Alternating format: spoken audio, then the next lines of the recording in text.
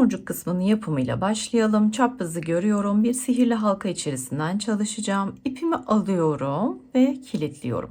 1, 2, 3, 4, 5, 6, 7 ve 8. Kısa ipimi çekiyorum, kapatıyorum. Çok fazla sıkıştırmıyorum. Ortanın biraz açık olmasını istiyorum. İlk ilmeğin içerisinden alarak öreceğiz ama ilmeğin iki tarafına değil. İpimi araya alıyorum. İkisinin içerisinden geçiriyorum. Tığımdakinden geçiriyorum. Bakın birleştirmiş oldum. Şimdi burada yapacağımıza dikkat. Tığımın başına alıyorum. İlmeğimin iki tarafı değil.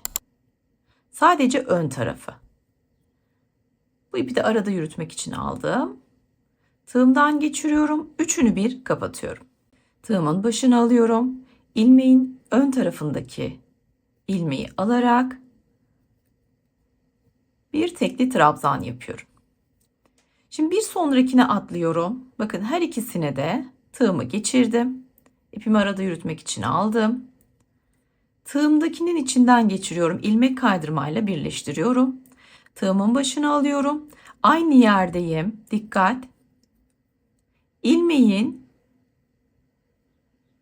bize bakan tarafındaki ilmekten tığımı geçiriyorum sadece.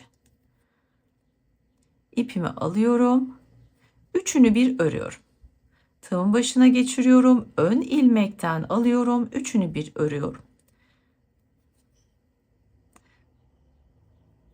Bir sonraki ilmekteyiz.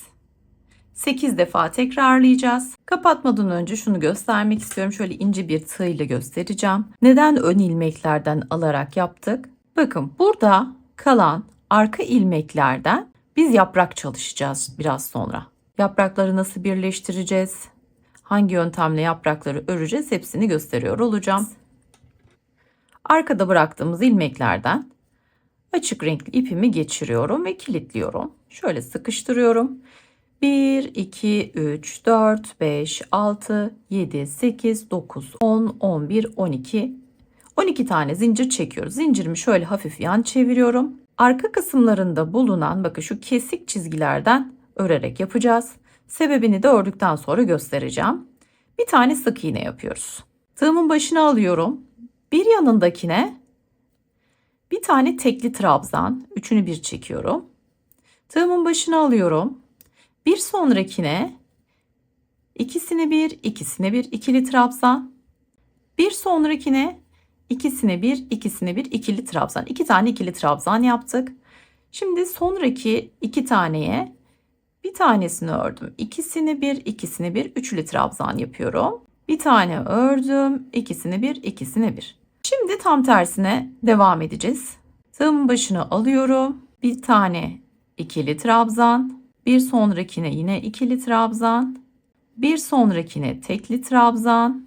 Bir sonrakine sık iğne ve yine burada sık iğne.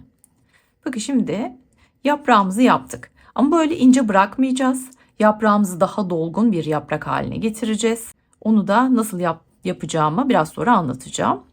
Şimdi bir sonraki bıraktığımız ilmeğin arka ilmeğinden alıyorum ve şöyle sık iğne ile birleşiyorum. 1, 2, 3, 4, 5, 6, 7, 8, 9, 10, 11, 12 zincir. Geri dönüyorum, aynı işlemi tekrar ediyorum. 8 tane minik tomurcuk yaprağımız vardı. 8 tane de uzun yaprağımız olacak. Bunları tamamlayalım. Nasıl dolgunlaştıracağız? Devam edeceğiz.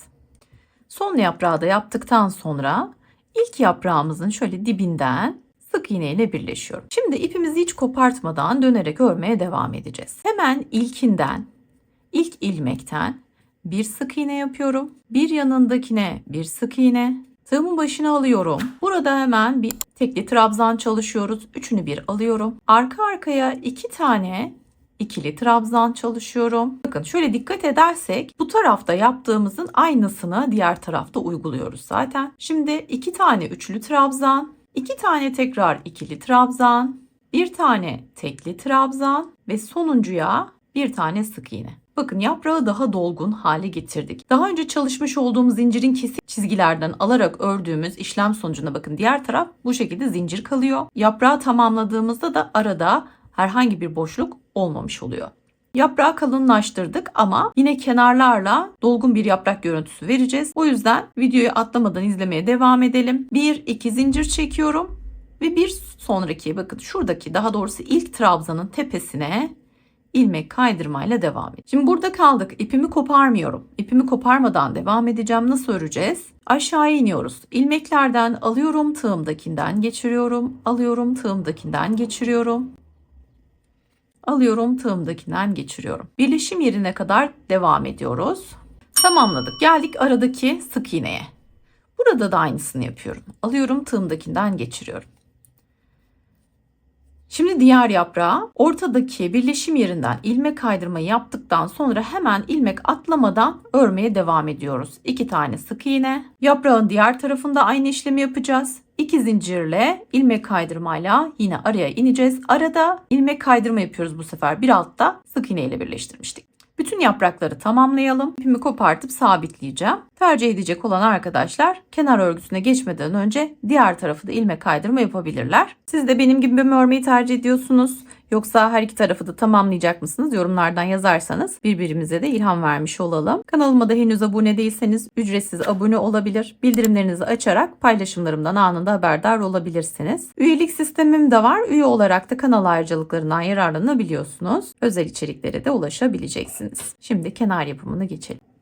Şimdi herhangi bir yaprağın şu 2 zincir çektiğimiz boşluğundan renkli ipimi alıyorum. Şöyle kısa ucunu da tutuyorum. 1, 2, 3, 4 zincir. Tığımı 2 defa doluyorum. Aynı yerden alıyorum. Bir tane örüyorum. İkisini bir, ikisini bir, ikisini bir. Tığımın başına doluyorum. Aynı yerden bir tane, ikisini bir, ikisini bir, ikisini bir. 4 kez de çekiyoruz. 4 defa da çekiyoruz. 1, 2, 3, 4, 5, 6 zincir. Tığımın başına 2 defa doluyorum. Aynı yerdeyiz. 3 tane arka arkaya dörtlü trabzan örüyoruz. Şöyle bir köşe elde etmiş oluyoruz. Şimdi bir sonraki yaprağa zincirle geçeceğiz. 1, 2, 3, 4, 5, 6, 7 ve 8. 2 zincirin bulunduğu boşluktan alıyorum. Sık iğne ile birleşiyorum. 1, 2, 3, 4, 5, 6, 7 ve 8. 2 defa doluyorum. Bakın şimdi bir köşe daha yapacağız. Aynı yerden dörtlü trabzan çalışıyorum. Ve köşeyi yapıyorum yine. 3 tane yaptım. Araya 1, 2, 3, 4, 5, 6 zincir. 3 tane daha aynı yere dörtlü trabzan yapıyorum. 1, 2, 3, 4, 5, 6, 7, 8. Bir sonraki yapraktaki boşluğa sık iğne ile birleştiriyorum. Şöyle bir görelim. Bakın. Bir köşe burada, bir köşe burada. Şimdi diğer köşeyi buraya çalışacağız. Zincirle bağlanıp diğer köşeyi buraya, zincirle bağlanıp diğer zincirle de buraya. 1, 2, 3, 4 tane köşemiz olmuş olacak. Her köşe arasında da bir yaprağımız olacak. Ve bu şekilde tamamlamış olduk kenarla birlikte. Bu parçadan 2 tane daha yapacağız. 3 tane olacak. Köşesi ve yanları. Yarım çiçek nasıl yapacağız onu görelim.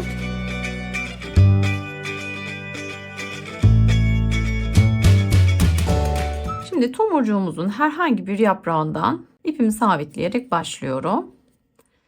Şimdi biz yaprakları yaparken 12 tane zincir çekmiştik. Burada 24 zincir çekiyoruz. Ve çektiğimiz zinciri bir sonraki ilmekte sık iğne ile birleştiriyoruz. Bunu doldurmuyoruz. Kenar yaprağı olacak bu. 1, 2, 3 tane doldurulmuş yaprak yapalım. 24 zincirimi çektim. Bir sonrakine sık iğne ile birleştiriyorum. Şimdi buradaki diğer ilmeklerden alıyorum. Tığımdakinden geçiriyorum. İlmek kaydırmayla diğer tarafa ilerliyorum. Örgüyü çevirmiyorum çünkü yapacağımız ilmek kaydırmalar yaprakların ters tarafında kalmasın diye. Bakın döndük geldik. İpimizi koparmadan devam ediyoruz. Şimdi yaprakları tamamlayalım. Bütünlüğü sağlamak adına diğer tarafta da birleştirdim ve bir köşeyi bu şekilde elde ettik. Kenarını nasıl yapacağız? Şimdi kenar yaprakları için ilk zincirin içerisinden başlıyorum.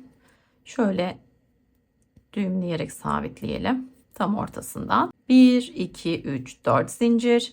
2 defa doluyorum.